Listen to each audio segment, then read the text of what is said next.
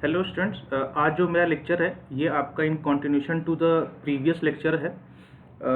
जो मैंने आपको बताया था वर्किंग ऑफ इनकैंडेसेंट लैम्प, तो ये उसके बाद का टॉपिक है जिसमें हम लोग पढ़ेंगे आपका वर्किंग ऑफ हैलोजन लैम्प। तो एक्चुअली हैलोजन लैम्प का जो वर्किंग कॉन्सेप्ट है वो कुछ कुछ मिलता जुलता है आपका इनकैंडेसेंट लैम्प से। जैसे कि मैं एक बार रिव्यू करा देता हूँ। इनकैंडेसेंट लैम्प में हम लोगों ने पढ़ा कि जब हम किसी चीज़ को हीट करते हैं तो हमें विजिबल लाइट में अगर वो वेवलेंथ अगर मिलती है तो हम उसे देख पाते हैं। और हम टंगस्टन यूज़ करते हैं क्योंकि टंगस्टन का जो लाइट एमिटिंग वेवलेंथ है, वो जो वेवलेंथ एमिट करता है वो विजिबल रेंज में आता है ना। और बाकी वहाँ पे हम लोग यूज़ कर रहे थे इनर्ट गैस। एक प्रॉब्लम आती है जो आपका नॉर्मल बल्ब है ना।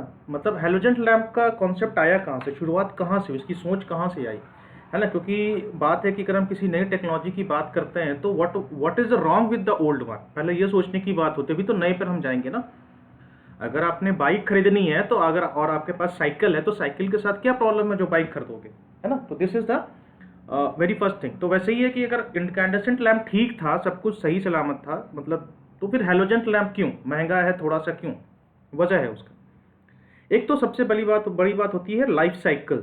जो आपका लाइफ साइकिल होता है ये इनकैंडेसेंट लैम्प का, जो घरों में हम यूज़ करते थे, उसका कम होता है। इसलिए कम होता है कि जो अभी मैंने आपको बताया था कि जो इनकैंडेसेंट लैम्प में जो टंगस्टन होता है वो इवेपोरेट करता है। तो इवेपोरेट करने से क्या होता है कि धीमे धीमे करके टंगस्टन जो है आपका जो है वीक पड़ जाता है और टूट जाता है।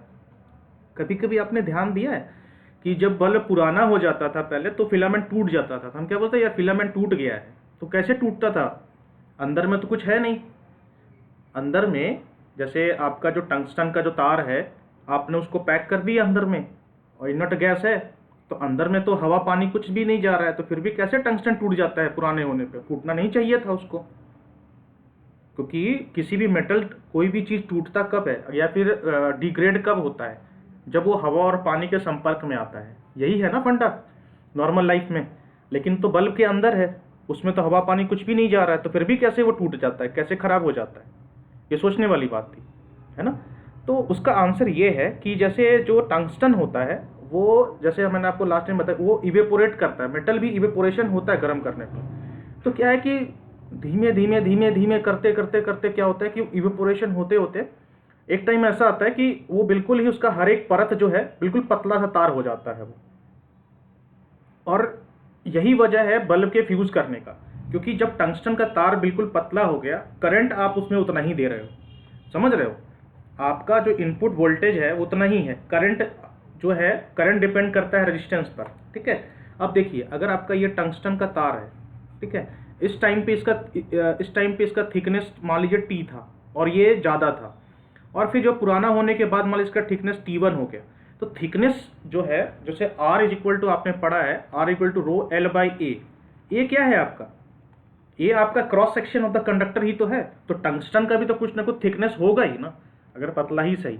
तो अगर आपका थिकनेस जैसे ही अगर आपका कम हो जाएगा, है ना, तो अगर आपका थिकनेस अगर जैसे ही आपका कम हो जाएगा तो उसका रेजिस्टेंस भी तो वेरी करेगा, है ना। रेजिस्टेंस वेरी करेगा, और वेरी करने के बाद हीटिंग ज़्यादा होगी, हीटिंग ज़्यादा होने की वजह से वो टूट जाएगा तार। यही तो बात है। तो ये प्रॉब्लम आनी शुरू हो गई आपकी इनकैंडेसेंट लैम्प में। तो फिर लोगों ने ये सोचा कि हम क्यों ना ऐसा कोई काम करें जिससे कि टंगस्टन जो हमारा इवेपोरेट हो रहा है उसको हम वापस उसी पर ले आएँ। तो मतलब उसी पे वापस हम टंगस्टन के तार पर ही जो इवेपोरेट हुआ था वापस हम उसी पे सेडिमेंट कर दें, उसी पर डिपॉजिट कर दें, तो एक सोल्यूशन हो सकता है ना। तो इसी चीज़ को दिमाग में रखते हुए हैलोजन लैम्प का कॉन्सेप्ट आया। हैलोजन लैम्प में क्या होता है कि जो टंगस्टन होता है इवेपोरेट तो करता है, लेकिन फिर वापस वो टंगस्टन तार पे वापस चलाता है ना। टंगस्टन जो है आपका इवेपोरेट करता है, फिर वापस वो टंगस्टन बनकर फिर वापस चलाता है टंगस्टन वायर पर। इस तरीके से आपका लाइफ साइकिल बढ़ जाता है। अभी हम देखेंगे आगे क्या है। तो ये एक तरह का आपका इनकैंडेसेंट लैम्प ही है, जिसका जो एडवांटेज ज़्यादा है in comparison to incandescent lamp. देखिए, है तो इनकैंडेसेंट लैम्प मतलब इनकैंडेसेंट बिहेवियर ही करेगा, लेकिन जो ऑर्डिनरी वाला इनकैंडेसेंट लैम्प है उससे अलग है, ठीक है। जैसे साइकिल और बाइक दोनों का काम डिस्टेंस ट्रैवल करना ही है, लेकिन बाइक का एडवांटेज साइकिल से ज़्यादा है। समझ रहे हैं इस चीज़ को? तो दोनों का काम फेनोमेना वही है, ग्लो करना, लेकिन एक का एडवांटेज ज़्यादा है दूसरे से। उसके बाद है the life efficiency of an incandescent lamp is affected, जो भी मैंने आपको बताया कि gradual evaporation of the tungsten, जो टंगस्टन है आपका वो ग्रेजुअल इवेपोरेट करता है, उसकी वजह से उसका लाइफ साइकिल जो इफेक्ट हो जाता है। And also it's operating temperature, उसका देखिए अभी जो मैं आपको बता रहा था, ये जो मैं आपको बता रहा था ये वाला R is equal to rho L upon A, यहाँ पे उसी चीज़ की बात की गई है। आपका जो थिकनेस कम हुआ तो क्या हुआ, अगर मान लो cross section pi r square की अगर हम बात करें तार का, अगर सर्कुलर क्रॉस सेक्शन की बात करें, तो अगर आपका रेडियस जो है आर से आर न रह करके R1 स्क्वायर हो गया, where R is greater than R1, तो in this case R equal to rho L by A अगर देखेंगे, अगर हम दोनों कंपेयर करें रेजिस्टेंस R1 को और रेजिस्टेंस R2 को, देखिए ये शायद बुक में ना मिले बट मैं आपको कॉन्सेप्ट के लिए बता रहा हूँ। A1 A2 ले लीजिए, है ना, इसको R1 कर दीजिए, ऐसे समझ लीजिए, अब समझ में आ जाएगा आप लोग को, है ना। तो इसमें देखिए पहले और एरिया, अगर आपका लेंथ सेम है, कंडक्टिविटी जो आपका है या रेजिस्टिविटी समझ लीजिए, यहाँ रेजिस्टिविटी होता है, तो ये आपका सेम है, और अगर आपका A1 ग्रेटर देन A2 है ना, तो in this case R1 will be less than R2, मतलब बाद में रेजिस्टेंस बढ़ जाता है। तभी हम कहते हैं ना बल्ब पुराना होता है तो ज़्यादा पावर कंज्यूम कर रहा है, यही तो ज़्यादा कंजम्पशन है। R बढ़ा आपका तो I स्क्वायर R बढ़ गया, और I स्क्वायर R बढ़ा तो पावर वोल्टेज बढ़ गया, आपका कंजम्पशन बढ़ गया। तभी तो पुराना होने पे ज़्यादा बिजली खपत क्यों होता है। जो कॉमन लाइफ में हम लोग हर चीज़ बोलते हैं उसका एक लॉजिक होता है, लॉजिक हम इंजीनियर सोचते हैं, ये लॉजिक है। तो वही लिखा है यहाँ पे कि जिसका ऑपरेटिंग टेम्परेचर वो भी बढ़ जाता है। अब टेम्परेचर ज़्यादा हो गया तो क्या होगा कि तार जो है गल जाता है, इवेपोरेट होने के होते होते वो गलना शुरू हो जाता है, वही आपका फ्यूज हो जाता है, वही तार टूट जाता है ना। But the addition of a small amount of halogen vapour to the gas in bulb restore मतलब तो वापस रिस्टोर करना। जैसे दिन भर आप दौड़ते भागते हो, रात में सोते हो, सुबह उठ के एनर्जी फील करते हो ना, क्यों? क्योंकि रात भर में आपने अपना सारा लॉस्ट एनर्जी रिस्टोर कर लिया, वापस ले लिया, है ना। तो जो सारी जो शक्तियाँ थी आपकी, जो दिन भर आपने लूज किया, वो सारी शक्तियाँ आपने वापस रिस्टोर कर लिया। वही हेलोजन में भी होता है, टंगस्टन इवेपोरेट करता है और फिर वापस रिस्टोर हो जाता है। उसके बाद है आपका halogen in halogen lamp evaporated tungsten, जो मैंने आपको बताया vapour, back to the filament by means of chemical reaction, और इसको हम बोलते हैं हेलोजन साइकिल। ये मैं बताऊंगा अभी क्या हेलोजन साइकिल है।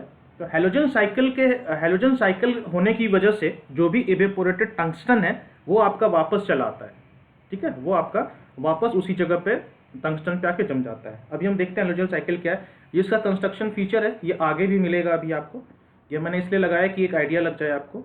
देखिए अब बात हम कर रहे हैं हेलोजन का। अब आप बोलोगे सर ये इनकैंडेसेंट लैंप में और हेलोजन लैंप में बेसिक डिफरेंस क्या है? पहला डिफरेंस तो यहीं पर आता है कि जो आपका इनकैंडेसेंट लैंप है बेटा, इसमें जो हम गैस फील करते हैं, इसमें जो हमारा फील्ड गैस होता है वो होता है इनर्ट, और हेलोजेंस में जो हम गैस फील करते हैं, है ना, जो गैस फील्ड होता है ये होता है आपका हेलोजन गैस। हेलोजन, अब हेलोजन कौन कौन से होते हैं? हलाइड्स, है ना, फ्लोरीन, देखिए फ्लोरीन, क्लोरीन, ब्रोमीन, आयोडीन और एटमियम, ये होते हैं आपके जो हेलोजन आपके मटेरियल होते हैं। तो मेनली आपको मिलेगा तो आपको आयोडीन का मिल जाएगा आपको, है ना। ये आयोडाइड मोस्टली हम यही यूज़ कर आयोडाइड फॉर्म में, क्योंकि ये आपका जो है ये या तो इस फॉर्म में मिलेगा या फिर मेनली जो है आपका आयोडाइड फॉर्म में ही मिलता है आपको, ठीक है, इजीली अवेलेबल हो जाता है, इसलिए ये चीज़ है। अब देखिए क्या है, increase in molecular size, increase in density और डिक्रीजिंग रिएक्टिविटी। तो ऐसे करके आपका जो है वो घटता जाता है। जब आप, ये मैंने पीरियडिक टेबल का निकाला है, तो जब आप पीरियडिक टेबल में जब ऊपर से नीचे आते हैं तो ये होता है आपका। तो ये है आपका हेलोजन गैसेस जो हम भरते हैं डिपेंडिंग अपॉन आपका रिक्वायरमेंट क्या है, ठीक है। अब हेलोजन साइकिल क्या होता है? हेलोजन साइकिल कुछ नहीं होता है, देखिए जब ये तो सबको पता है, जैसे मान लीजिए ये आपका फिलामेंट है ना, मतलब फिलामेंट का टिप पॉइंट है, यहाँ पे आपका फिलामेंट लगा हुआ है। तो जब आप इसमें इलेक्ट्रिसिटी बिजली दोगे यहाँ पे, तो यहाँ का टेम्परेचर बहुत ज़्यादा होगा, और जब आप दूर जाओगे, जैसे जैसे आप दूर जाओगे तो टेम्परेचर कम होता चला जाएगा। ठीक है, यहाँ तक कोई दिक्कत नहीं। चलिए, तो यही कह रहा है यहाँ पे कि ये जो W है ये है आपका टंगस्टन, ये हमने समझ लिया, ये आपका टंगस्टन है, ये आपका ब्रोमीन है। जैसे मैंने आपको बताया यूज़ पे डिपेंड करता है, तो आयोडाइड जो है वो हम इसलिए यूज़ करते हैं कि अवेलेबल है, लेकिन अगर एफिशिएंसी ज़्यादा चाहिए तो आप ब्रोमाइड वाला यूज़ करोगे। ठीक है, तो हमने ब्रोमीन यूज़ किया यहाँ पे। अब देखिए टेम्परेचर यहाँ पे 1000 डिग्री सेल्सियस है, बहुत ज़्यादा है, तो टंगस्टन इवेपोरेट होना शुरू हुआ। ये लाल वाला टंगस्टन देख रहे हैं जा रहा है, और यहाँ पे अगर यहाँ पे बाहर में आपका जो है ब्रोमाइड प्रेजेंट है, इसके साथ ये कंबाइंड किया। कंबाइन करने के बाद टंगस्टन हैलाइड मॉलिक्यूल्स बनाया। अगर आपने थोड़ा बहुत केमिस्ट्री पढ़ा होगा तो आपको ध्यान रहेगा, नहीं तो बस ये याद कर लीजिए कि जब आपका 1000 डिग्री सेल्सियस होता है उस केस में आपका टंगस्टन इवेपोरेट करता है, इवेपोरेट करके वो ब्रोमीन से कंबाइन करेगा और ब्रोमाइड बनाएगा। अगर आयोडीन है तो आयोडाइड बनाएगा, क्लोरीन है तो क्लोराइड बनाएगा, है ना। बहुत आयोडीन है तो आयोडाइड बनाएगा, अगर आपका क्लोरीन है तो क्लोराइड बनाएगा, और ब्रोमीन है तो क्या बनाएगा, ब्रोमाइड।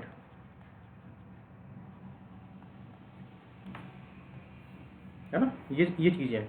ठीक है, तो अब यहाँ हमने ब्रोमीन लिया है, तो हलाइड का मतलब यही होता है। देखिए ये IDE वर्ड है ना, ये कॉमन है, और HAL के आगे आप आयो लगा लीजिए, फिर IDE है, इसके आप आगे ब्रोम लगा लीजिए, ब्रोमाइड हो गया, और फिर IDE वर्ड है, इसके आगे आप क्लो लगा लीजिए तो क्लोराइड हो गया, क्लोराइड हो गया, है ना। इस तरीके से होता है, तो ये हलाइड बना लेगा। और उसके बाद क्या होता है, अब आप बोलोगे सर ठीक है कंबाइन हो गया, वापस कैसे आ रहा है ये क्वेश्चन, तो यही है। अभी तो दिमाग में यही क्वेश्चन चल रहा होगा कि सब कुछ तो ठीक चल रहा है, ये वापस आने का फंडा क्या है। वापस आने का फंडा यही है, अब आप सरफेस से दूर जा रहे हो तो क्या होता है, यहाँ जो सरफेस का टेम्परेचर है वो लेस देन 250 डिग्री सेल्सियस होता है। यहाँ पे सारी एनर्जी ये लूज कर देता है, यहाँ पे ठंडा पड़ जाता है जाकर के, है ना। बहुत इसको हीट मिला, बहुत दौड़ा भागा, कंबाइन किया, जैसे ही सरफेस से पहुँचा, पहुँचते पहुँचते पहुँचते पहुँचते बस उसके बाद वहाँ बॉन्ड टूट जाता है। उसके बाद ये नीचे आना शुरू होता है। जब ये नीचे आना शुरू होता है तो क्या होता है, सारी एनर्जी जो है वो लाइट के रूप में एमिट करना शुरू कर देता है, समझ गए। और नीचे आने के बाद बस ये टूट गया, टूटा तो फिर देखिए टंगस्टन यहाँ जम गया और ब्रोमाइड अपना फिर ऊपर चला गया। ये साइकिल चलता रहता है, इसी को हम बोलते हैं हैलोजन साइकिल। ठीक है, उसके बाद है कंस्ट्रक्शन, बहुत ही आसान है। फिलामेंट होता है, हेलोजन गैस होता है, बेस होता है, लैम्प टर्मिनल सॉकेट होता है। फिलामेंट का वही काम है जो पहले इनकैंडेसेंट में हुआ करता था, ये टंगस्टन का बना होता है और लाइट रे एमिट करता है जब इससे करंट पास होती है। हेलोजन गैस क्या होता है, ये prevent the evaporation of the tungsten filament. इसमें आप एग्जाम्पल में यूज कर सकते हैं ब्रोमीन, अगर आपको एग्जाम में आंसर लिखना है तो ब्रोमीन, आयोडीन, क्लोरीन, ETC, ये आपका हेलोजन गैसेज है। बेस जो होता है आपका वो फिलामेंट को होल्ड करने के लिए होता है, और लैम्प टर्मिनल सॉकेट जो है आपका वो जैसे उसमें था इसमें भी कनेक्शन इस्टेब्लिश करने के लिए होता है। वर्किंग में सबसे इंपॉर्टेंट है आपका हेलोजन साइकिल, इसको वर्ड को लिखना जरूरी है। आप चाहो तो वो वाला फिगर बना लेना हेलोजन साइकिल के लिए, या फिर ये वाला बना लेना, जैसा आपको सही लगे। ठीक है, तो मैं सजेस्ट करूंगा कि आप दोनों में से जो आपको कंफर्टेबल लगे आप वो बनाइएगा। ठीक है, उससे भी एक्सप्लेन हो जाएगा हेलोजन साइकिल और इससे भी एक्सप्लेन हो जाएगा, लेकिन कोई एक करना आपने। ठीक है, दोनों नहीं करना क्योंकि टाइम टेकिंग हो जाए एग्जाम में, तो थोड़ा सा अवॉइड करिएगा। अब क्या है, इसका वर्किंग है, एडवांटेज डिसएडवांटेज बहुत छोटा सा है। हेलोजन लैम्प का जो फंक्शन है वो देखिए इनकैंडेसेंट लैम्प की तरह ही है, लेकिन इसमें एक फिनोमेना होता है हेलोजन साइकिल का जो मैंने आपको बताया। हेलोजन गैस रिएक्ट करता है टंगस्टन के साथ, it reacts chemically with the evaporate tungsten and prevent it from affixing to the glass. Affixing to the glass का मतलब ग्लास पर चिपकने से पहले, चिपकने के लिए। इसका मतलब क्या है मैं बताता हूँ। आपने कभी गौर किया कि जैसे जब आपका नॉर्मल जो बल्ब है वो काला पड़ जाता है, जैसे ही कुछ टाइम हो जाता है तो काला जैसा पड़ जाता है उसके बल्ब के बाहर, सॉरी बल्ब के अंदर के सरफेस में। क्या होता है वो होता है आपका टंगस्टन, इवेपोरेटेड टंगस्टन जाके चिपक जाता है बल्ब पे, इसलिए आपका बल्ब काला पड़ जाता है। और कभी कभी आप ध्यान दिए, जब बल्ब बहुत तेज फ्यूज करता है तो ठीक उसके ऊपर में काला जैसा जम जाता है। वो काला कहाँ से आता है? अंदर तो आग लगी नहीं। फिर आप बोलोगे सर वो तो नट गैस। नहीं, वो टंगस्टन का इवेपोरेशन जो गर्म होने की वजह से वो जाके वो दीवार पे चिपक जाता है, और ठंडा, और ऊपर जाता है ठंडा रहता है, उससे जाके वो चिपका हुआ रह जाता है, नीचे आता ही नहीं। ये चीज़ हैलोजन में नहीं होता, हैलोजन में ये चीज़ नहीं होता, ये ध्यान रखिएगा, ठीक है। तो यही लिखा है यहाँ पे, the halogen gas react chemically with the evaporated tungsten to prevent it from affixing to the glass. Glass पे चिपकने से बचाता है उसको, इसलिए क्या होता है आपका टंगस्टन वापस चला आता है। और फिर नेक्स्ट पॉइंट लिखा भी है, some tungsten is return to the filament, है ना, is return to the filament which also serves to increase the rated life of the lamp. अब टंगस्टन वापस आ गया तो देखिए, तो लाइफ साइकिल उसका बढ़ गया। इसके एडवांटेज क्या है? लॉन्गर लाइफ टाइम है, जल्दी स्टार्ट हो जाता है, साइज कॉम्पैक्ट होता है, ब्लैकनिंग नहीं होता, काला नहीं पड़ता लैंप आपका, और ल्यूमेन आउटपुट ज़्यादा होता है।